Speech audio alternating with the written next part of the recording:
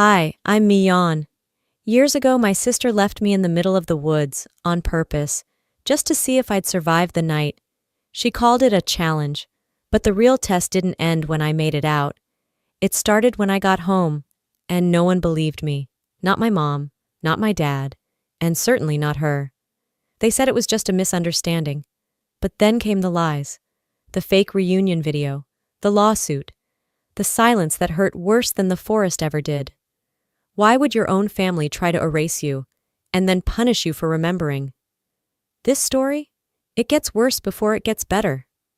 Charlene had that smirk on her face again, the one she wore every time she thought she had the upper hand. "Let's do something different this weekend," she said, dangling the car keys like a prize. "Just the two of us. No phones, no distractions, a survival challenge, like old school bonding." I should have known better. After what happened online, when I exposed her for stealing content from a smaller creator, things had been icy between us. But I still wanted to believe she meant it when she said, "Let's clear the air." So I said yes. We left early Saturday morning. The forest was dense, remote. I thought it was weird she knew the spot without checking a map.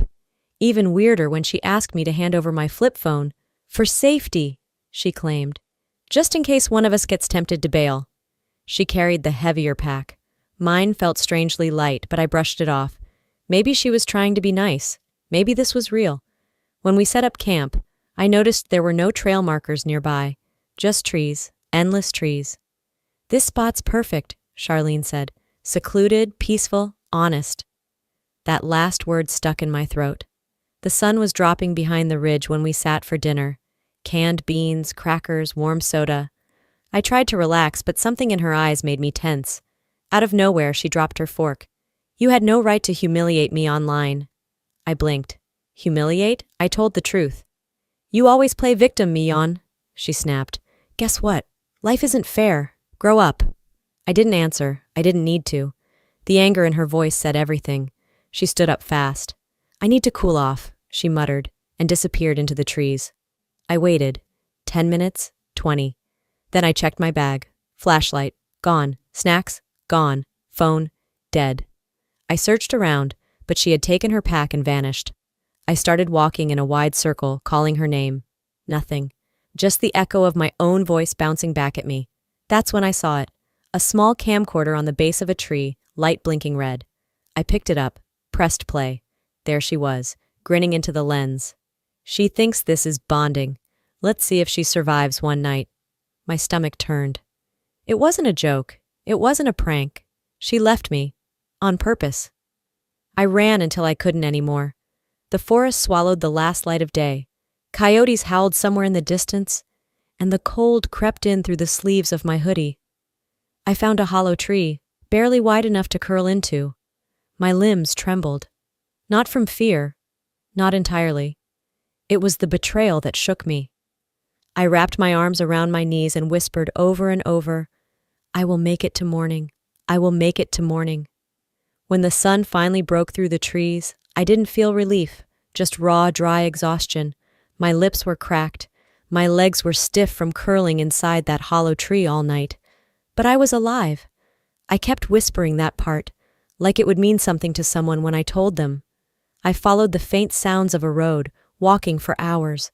My body ached. I had no food, no water, just dirt in my hair and betrayal lodged deep in my chest. Eventually, a park ranger in an old truck pulled over. His brow furrowed as he looked me over. "You alone out here, sweetheart?" I nodded. Voice cracked. "My sister left me." He didn't press for details, just handed me a bottle of water and drove me to a local police station. I borrowed a phone, called home. Mom answered. Her voice was calm, too calm. "We thought you'd be home by now," she said. No apology, not even concern. "I need a ride," I whispered. "Well, your father's busy with the store," she replied. "You'll have to figure it out." The line went dead. I took the city bus, then another, until I reached the house. My knees wobbled from the effort. The front door was unlocked. Charlene was on the couch, flipping through TV channels like she hadn't just abandoned her 15-year-old sister in the middle of a forest. She didn't even flinch when I walked in. Mom looked up from the kitchen sink, drying a mug. Don't slam the door, and you should be thankful you're okay. Some girls don't come back at all. I stood frozen. You knew she left me. She was upset, Mom said, her tone flat. You embarrassed her online. Maybe next time you'll think twice before making things public. She left me in the woods, I snapped, louder this time. On purpose. That's not normal. Mom sighed like I was being dramatic. Stop acting like a victim all the time, Mion. We all make mistakes. I turned to Charlene. You filmed it. She finally looked up, smirking. You made it out, didn't you? That's the point. Dad came in during dinner, said nothing when I barely touched my food. We sat there, chewing in silence like it was just any Sunday night. Mom passed the mashed potatoes. Charlene talked about a new cheer sponsor. Nobody mentioned the woods. I cleared my throat. You left me. Charlene shrugged. And you survived. That's the story. I didn't respond, not because I agreed, but because I knew no one here wanted the truth. They just wanted peace. Their version of it. That night I packed a bag. Just essentials. A hoodie, my journal, $64 from my sock drawer. I found a photo of me and Aunt Anita, back when things felt real. She was the only adult who ever made me feel safe. By morning I was gone. No door slam, no goodbye. I left a single note on my pillow. I survived, but I won't survive here. I hadn't thought about Charlene in years. Not really. Not the real her. The one who smiled into a camera before leaving me to sleep beside coyotes and silence. I'd built a life far from all of that. Seattle wasn't just distance. It was insulation. Peace. That morning, I was in the middle of reviewing a sponsorship proposal when Lorna barged in without knocking, something she never did. Her face was pale, phone shaking in her hand. You need to see this, she said, already tapping the screen. A video played, smooth transitions, soothing piano music, title, Sisters Reunited After Years of Silence. There I was, or someone who looked a lot like me, hugging Charlene on a fake forest trail. Edited childhood photos faded in and out. A voiceover, AI-generated, said, Despite their rocky past, they chose love. A quote floated on screen. Forgiveness isn't weakness, it's strength. I didn't remember filming that because I never had. Is this real? Lorna asked quietly. No, I said, voice flat. I haven't seen her since I was 15. Within minutes, our company's socials were flooded. Such a beautiful story. So glad they found their way back. Even reporters were reaching out for comment. I checked my own inbox. DMs from strangers, fake congratulations, podcast invites. You know what this is? I said to Lorna, jaw tight. She's cashing in. The video was traced to Charlene's new account. She had rebranded herself as a healing coach, the kind that sells webinars and motivational mugs. I found a podcast clip. Charlene, all staged sincerity. Sometimes families break, but real love always wins. She knew exactly what she was doing, twisting the truth into something cute, marketable. My fingers trembled, not from weakness, but from the pressure of old wounds tearing open. Still, I didn't rant. I didn't scream. Instead, I posted a photo from 2005, the one I never showed anyone. A 15-year-old girl, dirt on her face, curled inside a hollow tree. Caption, Some of us weren't playing a game. Some of us were just trying to live. The comments exploded. Some people praised me for finally speaking out. Others said I was bitter, unforgiving. Let it go, they typed, fingers never having felt frostbite fear. But I wasn't trying to win them over. I wasn't here for applause. I just wanted the lies to stop. By the end of that week, my inbox looked like a war zone. Screenshots, threads, posts with thousands of shares, people I didn't know accusing me of being a fraud. Mion Holloway fabricated her trauma for sympathy. She embezzled money from her family and ran off. Classic overreactor. Anything for attention. Lorna stormed into my office just as I was reading another comment calling me unhinged but marketable. We're bleeding followers, she said, jaw tight. 3 sponsors have paused their contracts, and look! She shoved her phone at me. An influencer I vaguely recognized was reacting to a new video. Charlene again, softly lit, holding a mug, speaking about resilience and grace. The background was too perfect. She's faking forgiveness while feeding this chaos, I muttered. Lorna nodded. And people are buying it. I didn't say anything. I didn't need to. My pulse was already climbing. That evening, we sat in my apartment with our laptops side by side, digging. Lorna traced patterns in the smear posts. Same phrasing, same metadata. We brought in Alton, my attorney. He scrolled in silence, then looked up.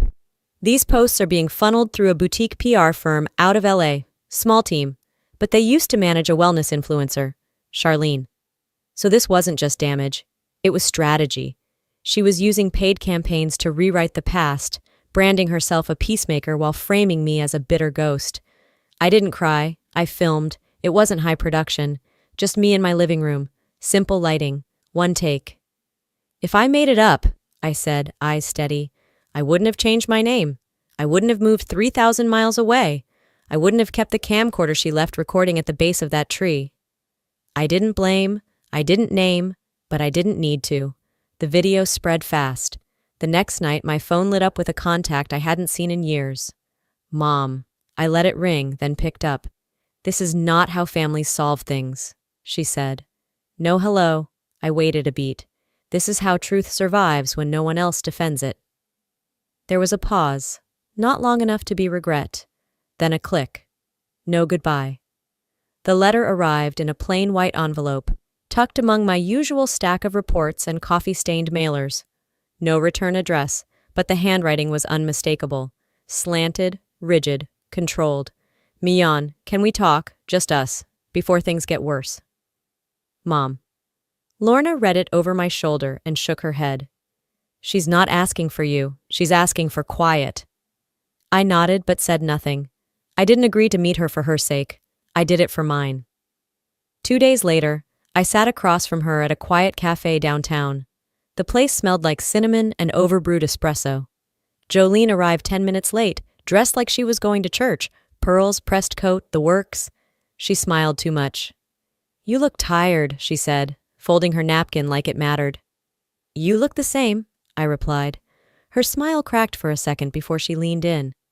You're making us look like monsters. You're doing that all on your own. She sighed, fingers clenching her cup. Charlene's changed, Mian. We all make mistakes. But dragging the family through the mud, what does that solve? You don't want healing, I said. You want silence. She dropped the performance for a second. You're my daughter, and families don't destroy each other in public. I kept my voice level. You didn't have to hurt me to protect her. You just had to not pretend it didn't happen. I had no choice, she said, eyes narrowing. No, you had every choice, I replied, voice low. And now so do I. I stood slowly, pulled a folded check from my purse, and placed it next to her coffee. That's for my drink, and for the 15 years you pretended none of it mattered. Her mouth opened, but I was already walking away. Outside, I inhaled the cool air like it might clear something heavy from my chest. The street noise, the clinking dishes behind me, all felt far off. Then my phone buzzed. Private message. NY press inquiry. Would you like to respond to Charlene's legal team? I didn't hesitate. I texted Alton. Get ready. I think they're going to make this official. A week passed. I thought they might pull back. That maybe, after everything, someone in that house would finally decide they'd done enough.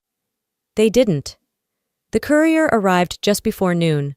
Lorna intercepted the envelope, scanned the label, then looked up at me with a tight expression. Holloway and Associates, Legal Services, she read aloud. I didn't move, just nodded once. Bring it in. The envelope was thick, too thick. I opened it slowly, knowing exactly what was inside before I saw a single word. Defamation, slander, emotional distress, damage to their public image, filed officially by Charlene Holloway and Jolene Holloway. My mother, they were suing me.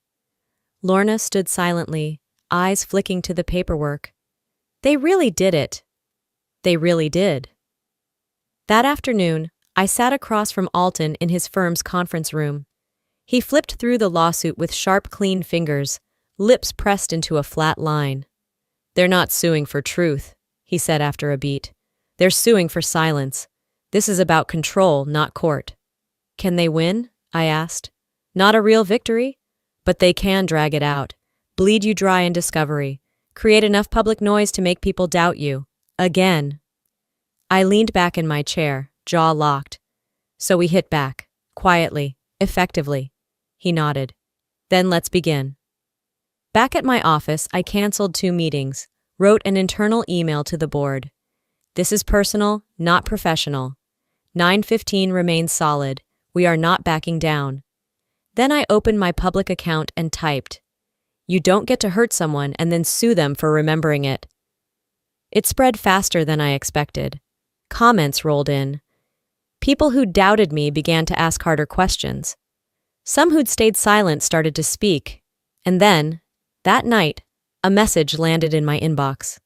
No subject, no pleasantries, just a single line from a name I hadn't seen in years. One of Charlene's former friends. "I have screenshots. I've stayed quiet long enough." I typed one word in response. Send. I didn't sleep much after that message. The next morning, I was in early. Lorna was already at her desk with coffee and her laptop open. I dropped the old shoebox on the counter between us. "It's in here," I said. She looked at the dusty label. Camcorder, 2005, her brow raised. "You really kept it all these years?" "Didn't plan to. I just couldn't throw it away." We spent hours digging through old tapes and adapters. When we finally got the footage transferred, we watched in silence. The video was grainy, but the sound was crisp. There she was, Charlene, standing in front of the tent, grinning into the lens like she was hosting a prank show. "She thinks we're bonding. Let's see if she survives the night." Then she laughed, that same laugh I hadn't heard in person in 2 decades, and walked out of frame. I felt no tears, just a stillness I hadn't known in years. "We're posting this," I said. "No edits, no music, no voiceovers, just truth." We uploaded the clip. At the end, I added a black screen with one sentence. "I never asked to be a story, but now you get the truth." By the time I refreshed, it had 80,000 views. 3 hours later, 2.4 million. The comments were louder than anything I could have said myself. Then came the second hit. Alton called. "Check your inbox. We got the contract." Charlene's agreement with a media agency, signed, dated, initialed, and there, buried in the fine print under Clause 4.3, influencer shall produce 3 high-engagement family conflict posts per quarter. Viral preference, betrayal, reunion, regret. I sent it to every major legal reporter in the city with no commentary, just the document. By sunset, half her podcast sponsors had pulled out. A clip of me, the one from earlier in the woods saying, "Some of us weren't playing a game," was being used in a national mental health campaign. Lorna leaned in with a small smile. "They're running scared." I nodded, calm as glass. "Good. Let them." It was nearly midnight when my voicemail blinked. I played it without thinking. "Mion, it's your dad." His voice sounded older, thinner somehow. "I saw the tape. I knew about that night. I just didn't think it would get this far." He paused, like he was waiting for me to forgive him right there. "It was a mistake, a bad one, but we're still family." I didn't call back. Instead, I sat out on the balcony, Seattle lights blinking beneath me. The weight of that call didn't surprise me. It just confirmed what I'd always suspected. He knew. He just chose to look away, like they all did. By the next morning, headlines took over my feed. "Fake forgiveness scheme exposed." "Video confirms sister's abandonment." Charlene vanished offline. Her podcast? Gone. Jolene? Silent. No new emails, no new guilt-laced messages. It was as if they'd all been swallowed by the truth. I accepted a podcast invite, not for revenge, but to draw a line. "I'm not here to cancel anyone," I said into the mic. "I'm here because silence almost buried me, and I won't let it bury someone else." Afterward, Lorna and I sat outside my place. She handed me tea without asking. "Feel better now that the world knows?" I thought about it. It feels like dropping a chain. I'm not healed, but I'm free. She nodded, watching the skyline. "You don't hate them, do you?" "No," I said quietly, "but I'll never trust them again." A few days later, I drove past the old house. The porch looked smaller. The swing I used to hide under? Gone. A real estate sign creaked in the breeze. "For sale, by owner." I didn't stop. Didn't need to. I just looked once more and kept driving until the road gave way to open sky. I didn't cry. I didn't feel triumphant. I just felt done. Lorna walked into my office with her phone in one hand and a smirk she couldn't hide. "You're gonna want to see this." She handed me the screen. A breaking news headline from a national site: Charlene's ex-boyfriend arrested in online smear campaign. Charges: cyber defamation, targeted harassment, digital extortion. Below the fold, a quote from his confession: "She never told me to stop. She just let me keep going." I set the phone down and let the weight of it pass through me. It wasn't satisfying, not in the way revenge movies paint it, but it was just. Later that night, I stood on my rooftop. The city below buzzed quietly. I opened my camera and took a photo of a lone pine silhouetted against the sky.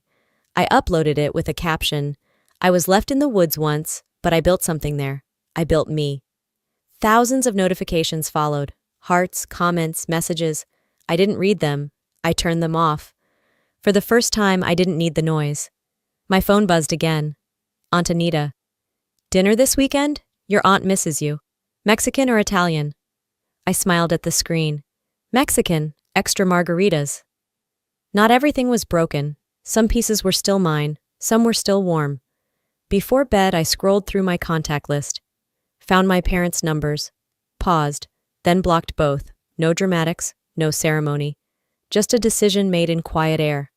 I stepped outside again, wrapping a blanket around my shoulders, and let the night hold me. No anger, no ache, just space, just sky, just me, still standing. You don't owe your pain to anyone, not even the people who caused it. Sometimes walking away isn't about weakness. It's how you stay alive. Some people think closure comes with an apology, but I've learned that sometimes healing means accepting that the apology may never come, and still choosing to live anyway. I used to believe family meant protection, that being blood meant being safe. But what I've learned is this: family isn't who shares your last name. It's who shows up when it matters, who sees your pain and doesn't turn away. So if you've ever been left behind, silenced, or gaslit by the very people who were supposed to love you most, I want you to know this: you are not crazy, you are not too much, you are not alone. I survived the woods, not just the trees and the cold, but the years of silence that followed. And I built a life I'm proud of, one choice at a time. Now I'm curious. What's your story? Have you ever walked away from something that nearly broke you? Or maybe, are you still in the middle of your own forest, trying to find the way out? If this story spoke to you, even just a little, drop a 1 inch in the comments, or let me know where in the world you're watching from. And if it didn't hit home for you, that's okay too. Tell me why. Tell me what you'd like to see more of. I'm listening. If you're still here, thank you. And if you want more stories like this, real, raw, and full of truth, hit that subscribe button